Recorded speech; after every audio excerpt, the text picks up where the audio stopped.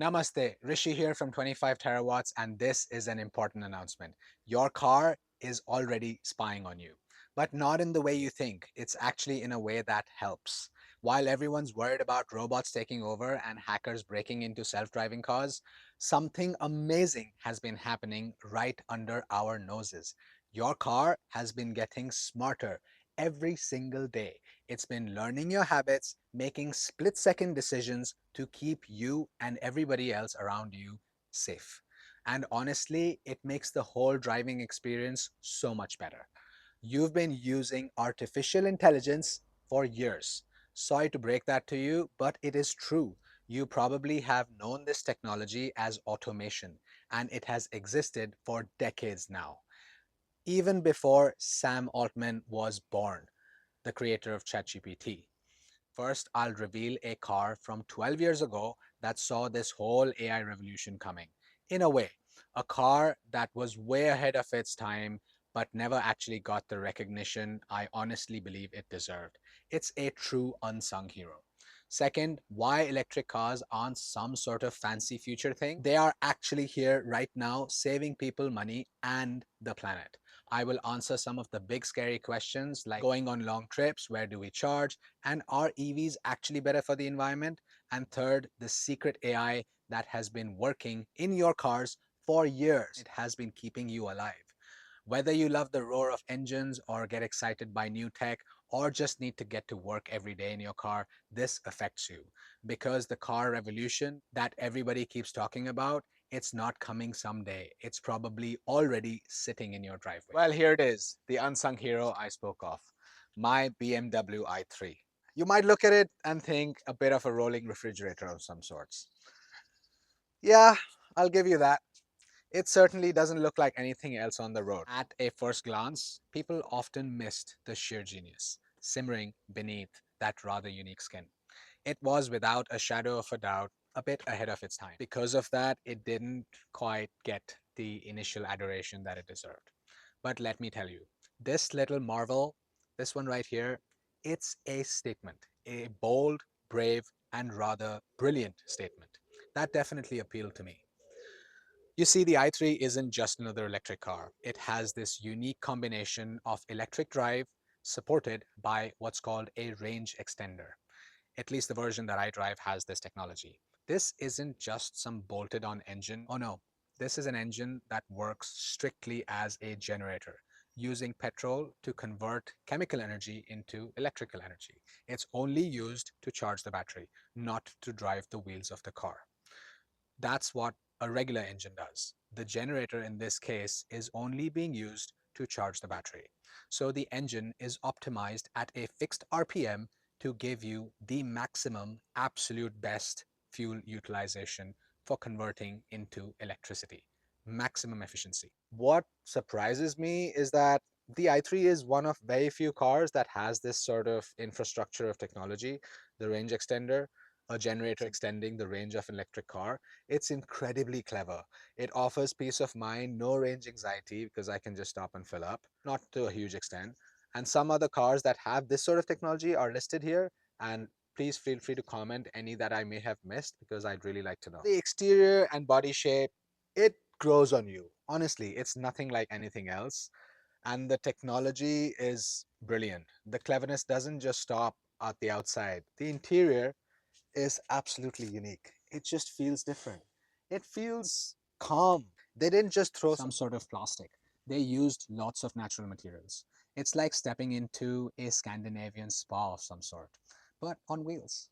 And here's a truly mind-bending fact. The car is more than 90% recyclable. BMW was thinking about the entire life cycle of the car long before many others even started. By the way, this video isn't sponsored or anything by BMW. I just love this car and I'm enthusiastic about automation energy, and that's why I'm talking about this stuff. So please don't take this as some sort of endorsement or promotion. Just my genuine love for this car. Being an engineer, it just fascinates me. Under that distinctive shell that we spoke of lies a carbon fiber chassis. Yes, real carbon fiber. Look, you can see it. It's right there. That's carbon fiber. That stuff you usually see in supercars. racing cars, or perhaps some very expensive bicycles. But here it is, all around on a family hatchback. You open the doors and you see it. The whole car is incredibly light and incredibly strong. This contributes to not only its efficiency, but also to its safety. It was a massive leap for a mass produced vehicle, having all that carbon fiber in there, providing a unique combination of less weight and high strength. One of the reasons BMW stopped making this car was because of the expense of producing this carbon fiber chassis. Also, repairing carbon fiber is nowhere as easy as denting and painting metal. And the doors, the Rolls-Royce style coach doors, or suicide doors as some rather dramatically call it, they open wide, creating this enormous aperture. Coupled with the lack of a B pillar, it means getting in and out at the rear is so convenient. It's incredibly spacious inside for such a compact car. It just defies its exterior dimensions. And some slick wheels make the car efficient. They are visually quite appealing, personally, to me. Every element of this car was a deliberate step forward, specifically designed as being an efficient city car.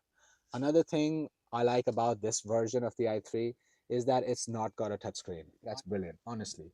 I find touchscreens really distracting, and you're looking at a flat surface. Instead of looking at the road, you're touching a screen without knowing where you're pressing. Having physical buttons and a rotary controller, muscle memory kicks in, your eyes stay where they should be. It just works. It's intuitive, it's safer, it is so much more sensible. I don't know why car manufacturers are going with touchscreens almost like a smartphone on your dashboard. It doesn't float my boat. The i3 was genuinely a catalyst. When electric cars started out, the i3 was there among the first few that proposed a solution that worked. This brought the electric car to being something that was going to be possible. Having something like a range extender just got rid of the range anxiety. It provided a solution where you could stop and fill up. Yes, not that much fuel, but enough to keep you going for a couple of hours. The i3 showed what was actually possible, but many people still have questions, don't they, about all EVs. The biggest one is range anxiety. Will I get stuck in the middle of nowhere without battery power? Well, that can happen with fuel as well. And that concern is also becoming a relic of the past. Battery technology has advanced at a staggering pace. Most modern EVs now offer 200, 300, even getting up to 400 miles of a single charge. So that's enough for most people's daily, weekly, or even monthly needs in some cases. It's about perception versus reality. How often do you actually drive 300 miles in one go? And there's a fast charging. You can charge your car for up to 80%, which gives you hundreds of miles within a span of half an hour to 45 minutes of charging the car. Perhaps a slightly longer break than one would imagine. It's not ridiculous, is it? There's a perception that charging is taking ages. If you plug it into a wall socket, it's like filling up a swimming pool with a teaspoon. So that's a different scenario. Home chargers are different. They charge the car overnight, but the fast chargers are really rapid. They're called rapid chargers for a reason. In the time that it takes to grab a cup of your favorite brew, your car can be charged enough to do 100 miles or more. And I won't be surprised if every service station at some point has a place specifically for EV drivers to hang out and just talk and socialize for half an hour, 45 minutes, and up to an hour. In all that time that it takes to charge the car, they can just take a break. Because genuinely, fast charging is coming in thick and fast. We're not talking hours anymore, just a few minutes. Taking a break for 15 minutes, isn't that a reasonable amount of time to charge your car and just relax a little bit? The technology is coming on really well. Another thing people are quite fussed about, I've seen, is the cost of EVs, that they're way too expensive. Well, second-hand cars are not so much. They are very approachable. So when you say that EVs are more expensive, it's a part of the story. Fuel is a lot cheaper for an electric car because its fuel is electricity. Maintenance is significantly less. There are fewer moving parts, barely any oil changes. My car has a range extender, so I should be getting an oil change every year, but I don't because I barely use the engine. It's mostly the battery power. The efficiency of any motorized machine depends on how many moving parts it comprises. The prices of new EVs are coming down as well. There are government incentives to buy EVs. Yes, those incentives are going down only because the government has also started to realize that the cost of maintaining an EV over its lifetime is so much lower than maintaining a fuel based car. Plus, cars like my i3 hold their value so well. It's amazing. Let's not forget, battery production has a cost to the environment. But through the overall life cycle of an EV, especially when powered by increasingly renewable energy, renewable electricity, is significantly lower than a petrol car. Remember that 90% recyclable aspect I mentioned? It's the whole story that you need to look at that gives you a wholesome picture of what's going on. And then it starts to make sense.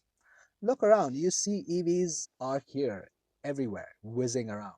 And now let's talk about that other big topic, one that makes headlines and sometimes sends shivers down people's spines: artificial intelligence. When I mention AI, what do you picture? Some sort of sentient robot butler? A grumpy computer refusing to open your garage door? Or perhaps those sophisticated chatbots like ChatGPT, and you could fear that. But AI is so much more. It's been around for a long time.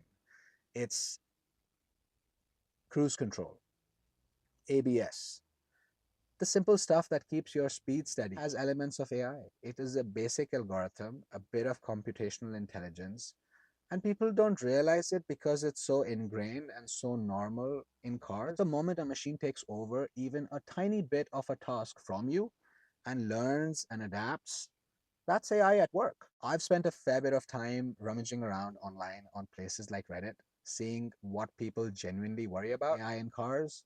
It's fascinating. People fear hackers taking control of their cars. Fair enough. A bit like some sort of Bond villain in a dingy basement hijacking your indicators and your horn.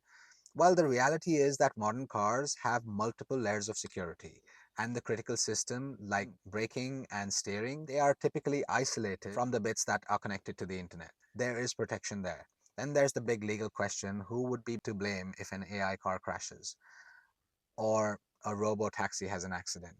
The driver, the manufacturer, the computer system? These are very real concerns legally and practically. I'll give you that. But the whole industry is really aware of this. Very bright minds, way more clever than me, get paid some big bucks to ensure that driving becomes safer and a better experience overall for everybody involved, occupants and pedestrians. And of course, the granddaddy of all fears: is it safe? AI. Can a machine be trusted to see a badger darting across the road? Can it deal with black ice on the road or a sudden gust of wind? We humans have our imperfections and we trust our intuitions. The bar for AI is set really high. We know that. Countries are still not letting self driving cars become so easily adopted in a lot of places. In the UK, for example, you cannot have a self driving car yet. In the US, you can. But things are changing really fast. And here's a magnificent secret: AI, in its various guises, has been improving our driving for years now. It is the invisible co pilot that has been there all along. AI empowers us. Take adaptive cruise control, for example. It's not just setting the speed, it uses radar and cameras to constantly scan the road ahead. If the car in front of you slows down, your car slows down automatically, maintaining a safe distance. When they speed up, you speed up. It's constantly sensing, calculating, and reacting. It takes the stress out of motorway driving and makes that experience so much more pleasurable and safer. Having experienced a fair bit of bumper to bumper traffic in my time, I would have loved for that technology to be in my hands. The vehicles I was driving 20 years in the past didn't have that. When I drove a car with cruise control for the first time, I thought it was the best thing since sliced bread. Adaptive cruise control, that's just another level. And then lane keeping assist, I'm not a huge fan of it personally because of the steering feedback, but sometimes I have liked it. Your car sees the lines on the road with the cameras that it has on the rearview mirror. If you start to drift without indicating, it nudges the steering wheel, guiding you back in your own lane. It's this silent guardian making up for those tiny moments of distraction that may lead to an accident at some point. And automatic emergency braking, that is the proper stuff. This is a genuine lifesaver. So many bumper to bumper accidents have been avoided since the advent of automatic emergency braking. Feel free to share what are the actual statistics. But using a combination of radar, LiDAR, and cameras, cars these days constantly look for obstacles in front of them, pedestrians, cyclists.